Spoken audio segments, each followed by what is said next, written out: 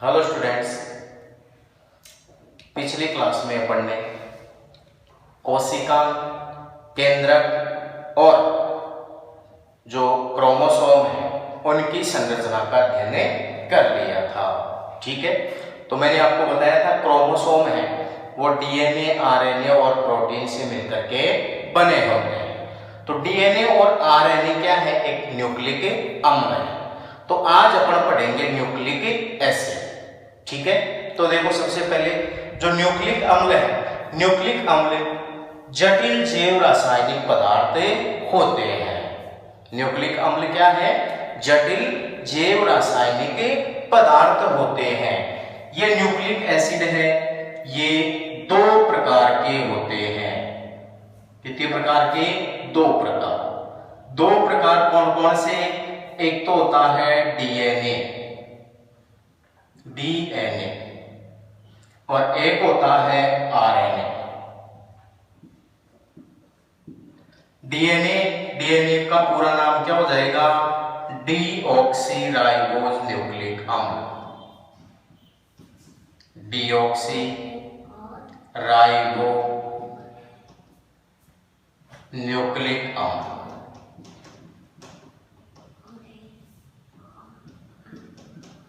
और इस आरएनए का पूरा नाम क्या हो जाएगा? राइबो न्यूक्लिक अम्ल। राइबो न्यूक्लिक अम्ल।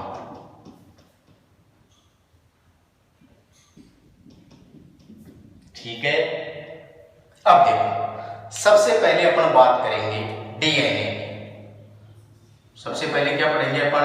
डीएनए। तो अभी मैंने आपको बताया डीएनए की फुल फॉर्म क्या होगी? डीऑक्सीराइबो न्यूक्लिक अम्ल। अब डीएनए सबसे पहले देखेंगे किसमें नहीं पाया जाता। वैसे आपको ध्यान रखना है अधिकांश जीवों में डीएनए पाया जाता है, लेकिन आरएनए वायरसों में डीएनए का क्या होगा? अभाव। तो ध्यान रखना डीएनए किसमें नहीं मिलेगा? RNA virus. आरएनए वायरस में ये क्या होगा? अनुपस्थित। आरएनए वायरस के अलावा जितने भी जीव हैं उनकी जो कोशिकाएं हैं उन सब में क्या मिलेगा? डीएनए। ठीक है, अब जो आरएनए वायरस है इनमें डीएनए नहीं होता, तो यहां पर आनुवांशिक पदार्थ का कार्य कौन करता है? आरएनए करता है। ठीक है, फिर दूसरी बात, जो डीएनए है ये मुख्यतः है तो किसमें मिलेगा? डीएनए मुख्यतः है केंद्रक में पाया जाता है। डीएनए मुख्य रूप से कहां पाया जाता है? केंद्रक में, लेकिन कुछ मात्रा में कहां मिलेगा? ये कोशिका द्रव्य में। ठीक है, कोशिका द्रव्य।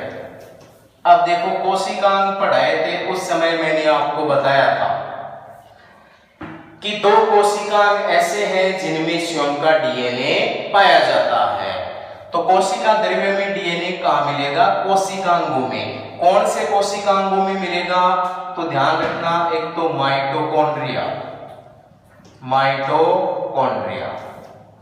और दूसरा कोशिकांग है क्लोरोप्लास्ट।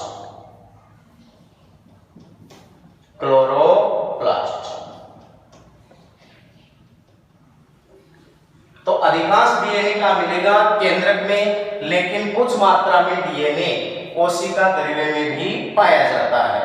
कोशिका द्रव्य में कहां मिलेगा? माइटोकॉन्ड्रिया और क्लोरोप्लास्ट में। ठीक है, अब इसके बाद देखो डीएनए का जो अणु है, डीएनए का अणु लंबा व धागेनुमा होता है। डीएनए का अणु कैसा होगा? लंबा व धागेनुमा होता है और इसकी लंबाई निश्चित नहीं होती। डीएनए की लंबाई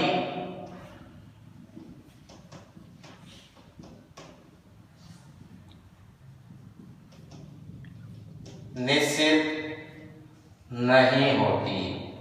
ध्यान रखना, डीएनए का जो अणु है लंबा और धाग्यनुमा होता है, इसकी लंबाई है वो निश्चित नहीं होती है। क्लियर बात।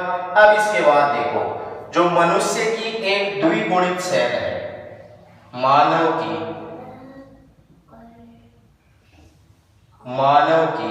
एक द्विगुणित सेल में, मानव की एक द्विगुणित सेल में डीएनए की कुल लंबाई, डीएनए की कुल लंबाई 176 सेंटीमीटर होती है।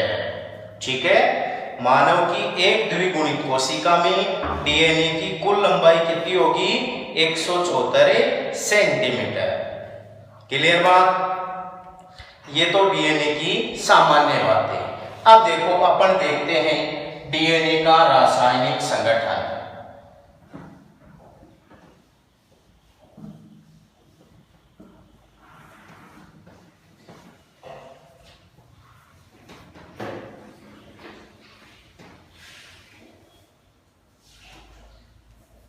डीएनए का रासायनिक संगठन,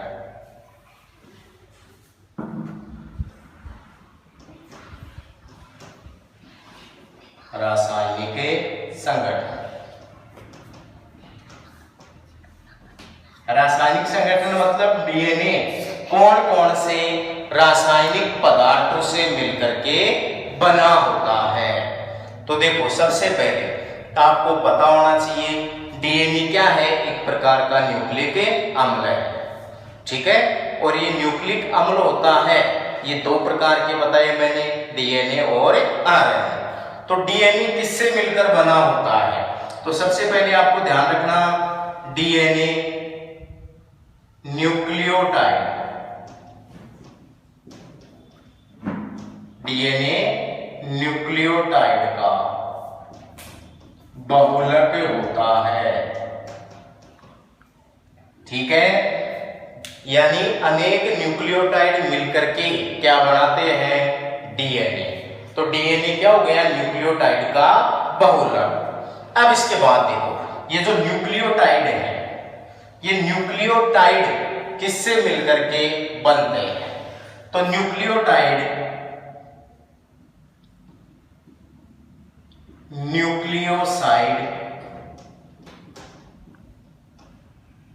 न्यूक्लियोसाइड और फॉस्फेट समूह से मिलकर बनते हैं।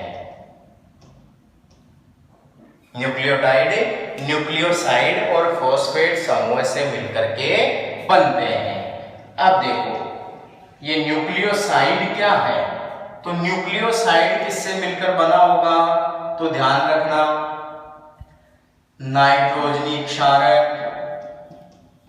व शर्करा,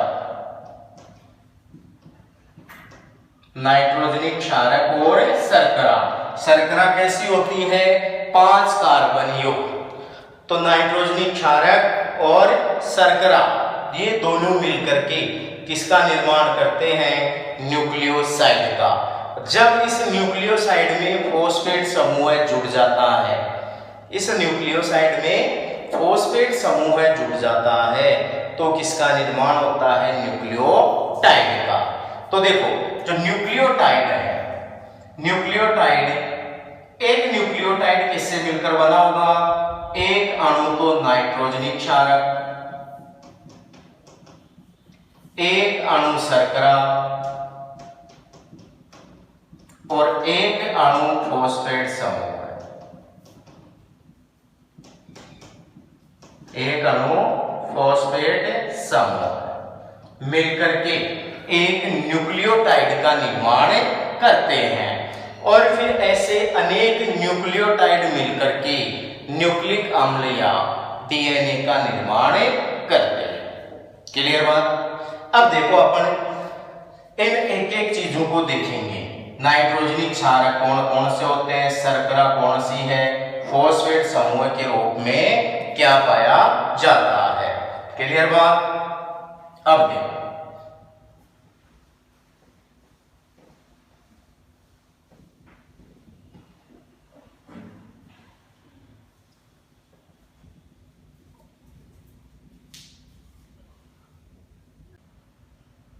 हाँ, अब देखो, सबसे पहले अपन बात करते हैं नाइट्रोजन क्षारक। नाइट्रोजन क्षारक, ठीक है। तो डीएनए है, डीएनए में दो प्रकार के नाइट्रोजन क्षारक पाए जाते हैं, एक प्यूरिन और एक पिरिमिडिन। तो डीएनए में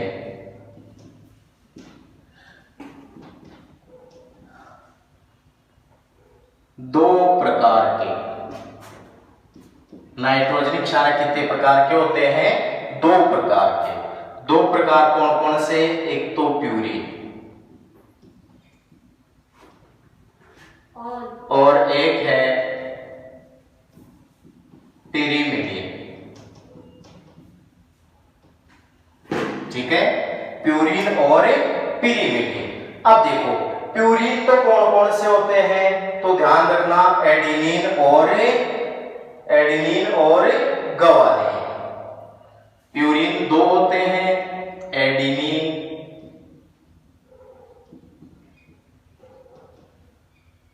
व ग्वानिन, या इसको अपन लिख सकते हैं ए व जी, यानी एडेनिन और ग्वानिन। पिरिमिडिन भी डीएनए में कितने मिलेंगे? दो, एक तो थायमिन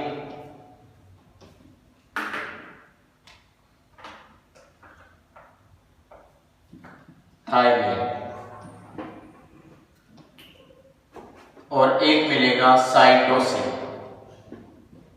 थायमिन और साइटोसिन। ये दो क्या पाए जाते हैं? पिरिमिडिन। तो ध्यान रखना, यहां से एक अच्छा क्वेश्चन बन सकता है कि डीएनए में कौन से प्यूरिन होते हैं? एडेनिन और ग्वानिन। डीएनए में कौन से पिरिमिडिन होते हैं? तो थायमिन और साइटोसिन, ठीक है। अब देखो, जो प्यूरिन है, ये प्यूरिन दो वल्ले वाले होते हैं। प्यूरिन कैसे होंगे? दो वल्ले या दो रिंग वाले होते हैं। और जो पिरिमिडिन है, पिरिमिडिन कैसे होते हैं? तो ध्यान रखना, पिरिमिडिन एक वल्ले वाले होते हैं या एक रिंग वाले होते हैं। तो ये भी ध्यान रखना, प्यूरिन दो वल्ले वाले होते हैं, दो वल्ले वाले नाइट्रोजनी क्षारक है, ठीक है। और जो पिरिमिडिन होते हैं, ये एक वल्ले वाले नाइट्रोजनी क्षारक हैं। ये तो बात किसकी हो गई? नाइट्रोजन क्षारक की। तो डीएनए में दो प्रकार के नाइट्रोजन क्षारक, प्यूरिन और पिरिमिडिन। अब इसके बाद देखो, दूसरा है शर्करा। शर्करा, तो पहला तो यहीं से क्वेश्चन बन जाता है कि डीएनए में कौन सी शर्करा पाई जाती है? तो शर्करा कौन सी मिलेगी? डीऑक्सीराइबोज, डीऑक्सीराइबोज, ठीक है। यहीं से क्वेश्चन बनता है, डीएनए में कौन सी शर्करा मिलती है? तो डीएनए में डीऑक्सीराइबोज शर्करा पाई जाती है। अब ये जो डीऑक्सीराइबोज शर्करा है, ये एक पेंटोज शर्करा है। कैसी शर्करा है? पेंटोज शर्करा। पेंटोज शर्करा का मतलब क्या हुआ? कि इसमें 5 कार्बन पाए जाते हैं। डीएनए की जो शर्करा है, उसमें कितने कार्बन मिलेंगे? 5 कार्बन, ठीक है। अब इसके बाद देखो, शर्करा कौन सी मिल गई? पेंटोज शर्करा। तीसरा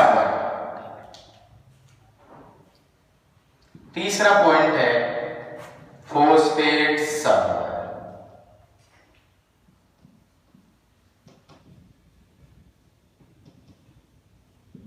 फॉस्फेट समूह। अब देखो, जो डीएनए है, इस डीएनए में फॉस्फेट समूह है किस रूप में पाया जाता है?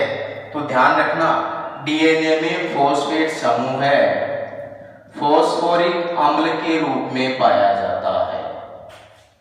फॉस्फोरिक अम्ल के रूप में। पहली बात तो ये ध्यान रखनी है कि फॉस्फेट समूह किस रूप में पाया जाएगा, फॉस्फोरिक अम्ल के रूप में। अब देखो ये जो फॉस्फेट होता है ये शर्करा के तीसरे व पांचवें कार्बन से जुड़ता है, यानी फॉस्फेट शर्करा के तीसरे कार्बन और दूसरी शर्करा के पांचवें कार्बन से जुड़ता है। क्लियर बात? तो ये डीएनए का रासायनिक संगठन में नाइट्रोजनिक क्षारक, शर्करा और फॉस्फेट समूह पाए जाते हैं।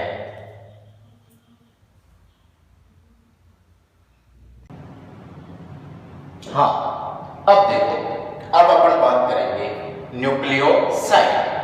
तो न्यूक्लियोसाइड क्या होते हैं? मैंने आपको बताया कि नाइट्रोजनिक क्षारक और शर्करा ये दोनों मिलकर के न्यूक्लियोसाइड का निर्माण करते हैं। ठीक है, यानी एक अणु नाइट्रोजनिक क्षारक और एक अणु शर्करा मिलकर के किसका निर्माण करते हैं? न्यूक्लियोसाइड का। ठीक है, तो देखो एक अणु नाइट्रोजनिक क्षारक व एक अणु शर्करा, एक अणु शर्करा। अब शर्करा मैंने आपको बताई थी पेंटोज शर्करा होती है जो 5 कार्बन युक्त होती है। तो एक अणु नाइट्रोजनिक क्षारक और एक अणु शर्करा मिलकर के किसका निर्माण करते हैं? न्यूक्लियोसाइड का निर्माण करते हैं। अब देखो जो नाइट्रोजनिक क्षारक है वो किससे जुड़ते हैं? शर्करा से। किससे जुड़ते हैं? शर्करा से।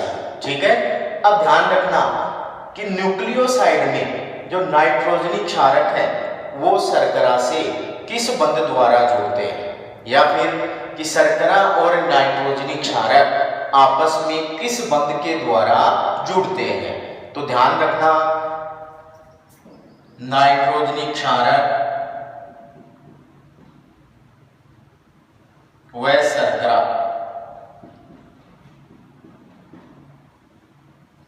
ग्लाइकोसाइडिक बंध के द्वारा जुड़ते हैं। ग्लाइकोसाइडिक बंध। तो यहां से एक अच्छा क्वेश्चन बनता है कि नाइट्रोजन क्षारक और शर्करा के मध्य कौन सा बंध पाया जाता है? तो नाइट्रोजन क्षारक और शर्करा के मध्य ग्लाइकोसाइडिक बंध पाया जाता है।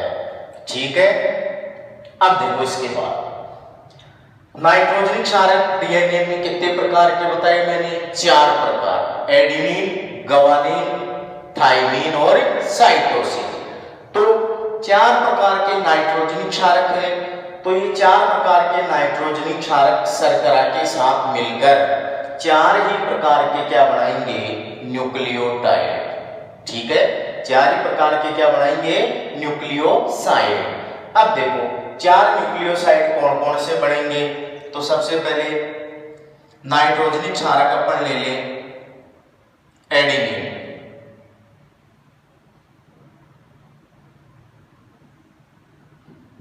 ये एडेनिन नाइट्रोजनिक क्षारक शर्करा के साथ मिलकर के कौन सा न्यूक्लियोसाइड बनाएगा? एडिनोसिन। एडिनोसिन। तो एक न्यूक्लियोसाइड तो कौन सा हो गया? एडिनोसिन। ठीक है, अब इसके बाद देखो एक नाइट्रोजनिक क्षारक होता है ग्वानिन। ये ग्वानिन नाइट्रोजनिक क्षारक शर्करा के साथ जुड़ करके क्या बनाएगा? ग्वानोसिन। क्या बनाएगा? ग्वानोसिन। ठीक है, फिर एक नाइट्रोजनिक क्षारक होता है थाइमिन। ठीक है। थाइमीन नाइट्रोजनिक क्षारक शर्करा के साथ जुड़ करके, किसके साथ है, 5 कार्बन युक्त शर्करा के साथ जुड़कर क्या बनाएगा, साइटिडीन। साइटिडीन, ठीक है। एक होता है थाइमीन है, थाइमिडीन बनेगा।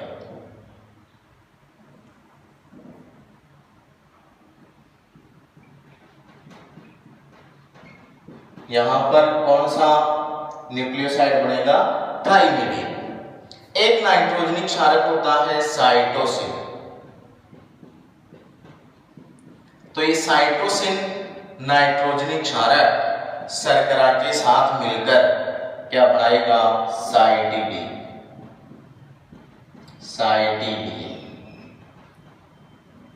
ठीक है।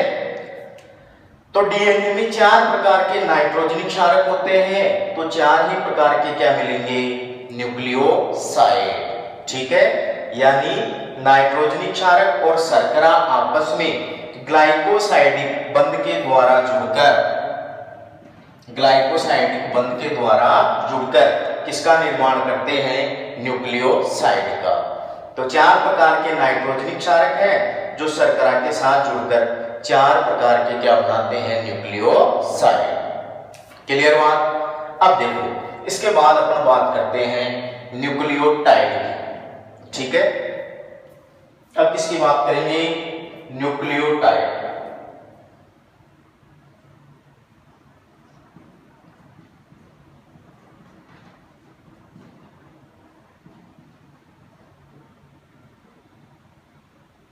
तो न्यूक्लियोटाइड क्या होते हैं, मैंने आपको बताया। न्यूक्लियोसाइड जब न्यूक्लियोसाइड में क्या जुड़ जाता है, फॉस्फेट। न्यूक्लियोसाइड में जब फॉस्फेट जुड़ जाता है तो किसका निर्माण होता है, न्यूक्लियोटाइड। यानी एक अणु नाइट्रोजनिक क्षारक, एक अणु शर्करा और एक अणु फॉस्फेट समूह मिलकर के किसका निर्माण करते हैं, न्यूक्लियोटाइड का। अब 4 प्रकार के नाइट्रोजनिक क्षारक हैं, 4 ही प्रकार के न्यूक्लियोसाइड हैं, तो न्यूक्लियोटाइड भी कितने होंगे, 4। कितने हो जाएंगे, 4। अब देखो ये जो एडिनोसिन है, एडिनोसिन क्या है, एक न्यूक्लियोसाइड है। क्या है, एडिनोसिन एक न्यूक्लियोसाइड है। और यदि इसमें फॉस्फेट जुड़ जाए, क्या जुड़ जाए, फॉस्फेट समूह है, तो ये क्या बना देगा, एडिनोसिन मोनोफॉस्फेट। ठीक है, तो देखो इन सब में अपन क्या जोड़ रहे हैं, फॉस्फेट। अब यदि इन सब में फॉस्फेट जोड़ देंगे तो ये क्या बन जाएंगे, न्यूक्लियोटाइड। ठीक है, तो एडिनोसिन में अपन ने फॉस्फेट जोड़ा तो कौन सा न्यूक्लियोटाइड बना, एडिनोसिन मोनोफॉस्फेट। Adenosine monophosphate. ठीक है, इस गवानोसिन में अपन ने फॉस्फेट जोड़ा तो दूसरा न्यूक्लियोटाइड क्या बन जाएगा, गवानोसिन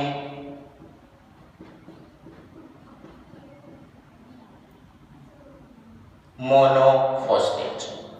ठीक है, अब इसके बाद देखो इस थाइमीन में अपन ने फॉस्फेट समूह जोड़ा तो क्या बन जाएगा, थाइमिडीन मोनोफॉस्फेट।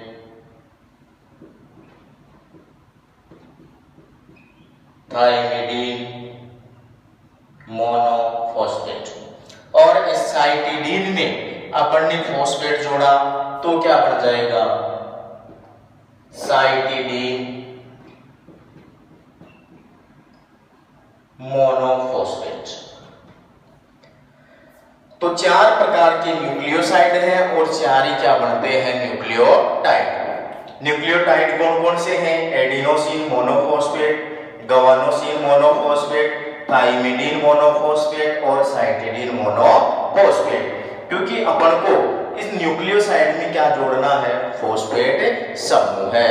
तो एक फॉस्फेट समूह जुड़ते ही न्यूक्लियोसाइड क्या बना देते हैं, न्यूक्लियोटाइड। ठीक है, अब देखो इसको अपन एडिनिलिक अम्ल भी बोलते हैं,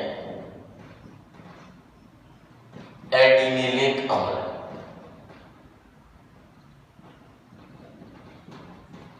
यानी एडिनोसिन मोनोफॉस्फेट है, इसको एडिनिलिक अम्ल भी कहते हैं।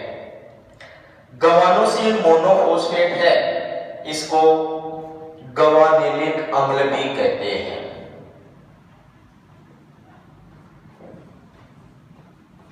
गवानिलिक अम्ल। ठीक है, तीसरा कौन सा है, तीसरा है थाइमिडिलिक अम्ल। थाइमिडिलिक अम्ल।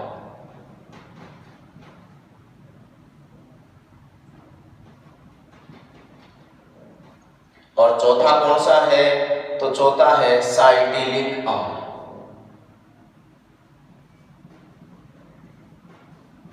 साइटिलिक अम्ल।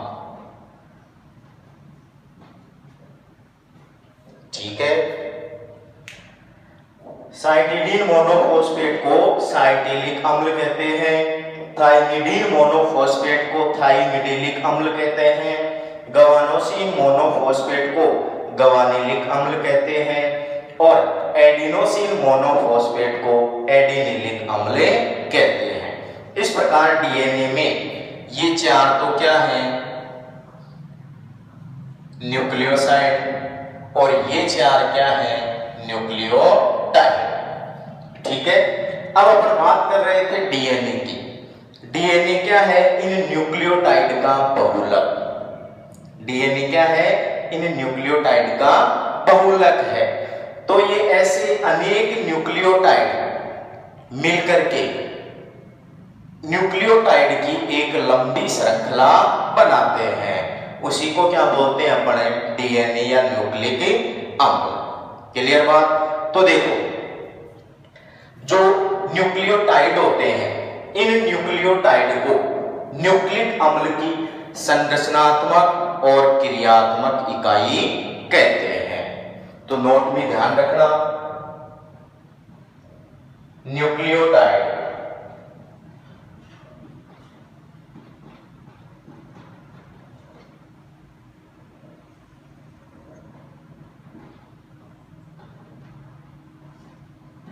न्यूक्लिक अम्ल की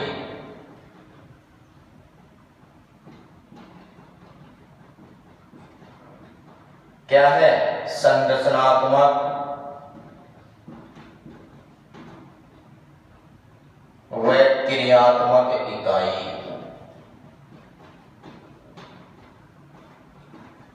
ठीक है, न्यूक्लियोटाइड न्यूक्लिक अम्ल की संरचनात्मक और क्रियात्मक इकाई होते हैं। क्लियर बात। अब देखो इन न्यूक्लिक अम्ल में अनेक न्यूक्लियोटाइड पाए जाते हैं। भाई एक न्यूक्लिक अम्ल है, वो अनेक न्यूक्लियोटाइड के जुड़ने से बनता है। तो अनेक न्यूक्लियोटाइड के जुड़ने से बनने के कारण न्यूक्लिक अम्ल को पॉलीन्यूक्लियोटाइड श्रृंखला भी कहते हैं। न्यूक्लिक अम्ल को क्या बोल सकते हैं अपन, न्यूक्लिक अम्ल।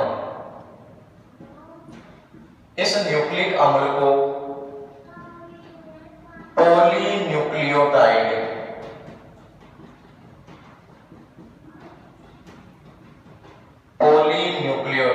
श्रृंखला भी कहते हैं। क्लियर बात। ठीक है, अब देखो ये इसी के साथ जो अपना जो टॉपिक था ये क्लियर हो गया है। ठीक है, अपन ने न्यूक्लियोसाइड, न्यूक्लियोटाइड और डीएनए में कौन से नाइट्रोजनिक क्षारक होते हैं, कौन सी शर्करा होती है और कौन से फॉस्फेट समूह के रूप में क्या पाया जाता है, इन सब का अध्ययन आज किया। ठीक है, तो आज की वीडियो में अपन ने ये सब पढ़ा है। अब इसके बाद अपन पढ़ेंगे अगले वीडियो में डीएनए की संरचना या डीएनए का मॉडल।